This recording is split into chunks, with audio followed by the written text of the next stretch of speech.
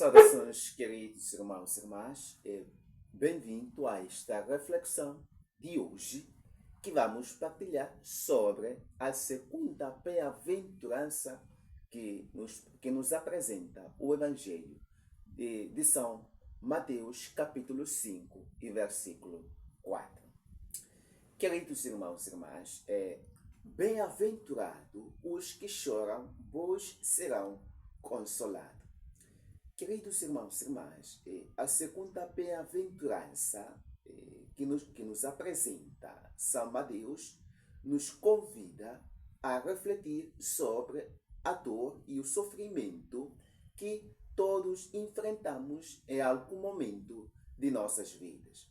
E Jesus, ao pronunciar estas palavras, não apenas reconhece a realidade do choro e da tristeza, por isso mesmo, mas também oferece uma promessa de consolo. E, queridos irmãos e irmãs, esta bem-aventurança é um convite a compreendermos a profundidade do nosso ser e a beleza que pode surgir mesmo nos momentos mais sombrios das nossas vidas. Por isso mesmo, Jesus nos apresenta esta bem-aventurança que também nos ajuda a caminhar como os filhos de Deus, como os verdadeiros seguidores de Jesus. Queridos irmãos e irmãs, chorar é uma expressão natural de condição humana. Por isso mesmo, muitas vezes choramos pela perda, pela injustiça, às vezes choramos pela dor que nos aflige ou pela dor dos outros. Por isso mesmo, Jesus nos chama a não temer o choro, mas a abraçá-lo como um meio de cura e de transformação. Por isso mesmo, podemos dizer, queridos irmãos e irmãs, quando permitimos que as nossas lágrimas fluam, estamos reconhecendo nossas vulnerabilidades e, ao mesmo tempo, abrindo espaço para a ação divina em nossas vidas. Por isso mesmo, queridos irmãos e irmãs, a promessa de que seremos consolados é uma luz de esperança. O consolo que Jesus oferece não é superficial. Não se trata de uma consolação superficial, mas é um consolo profundo que vem do entendimento de que não estamos sozinhos em nossos sofrimentos. É por isso mesmo, queridos irmãos e irmãs, Deus está presente em nossas lágrimas, compartilhando nossa dor e nos envolvendo com seu amor. Ele nos convida a lançar as nossas ansiedades sobre ele, pois ele cuida de nós. Por isso mesmo, a primeira carta de São Pedro, capítulo 5, versículo 7, nos apresenta: além disso, aqueles que choram muitas vezes se tornam agentes de consolo para os outros. A experiência da dor, queridos irmãos e irmãs, nos torna mais sensíveis às lutas alheias. Quando encontramos alguém que está sofrendo, somos capazes de oferecer empatia e compaixão porque já passamos por momentos difíceis. Assim, o nosso choro pode se transformar em um testemunho de esperança e solidariedade.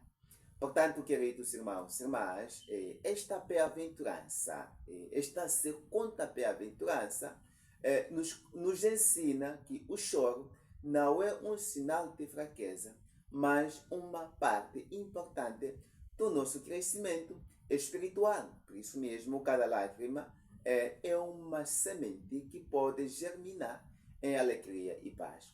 Quando choramos, queridos irmãos e irmãs, estamos nos abrindo para as possibilidades de cura que Deus nos oferece.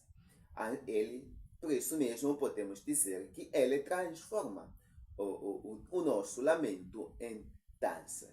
Assim como também escutamos no Salmos 30, versículo 11, e é através do nosso sofrimento Ele nos molda para sermos mais parecidos com Cristo.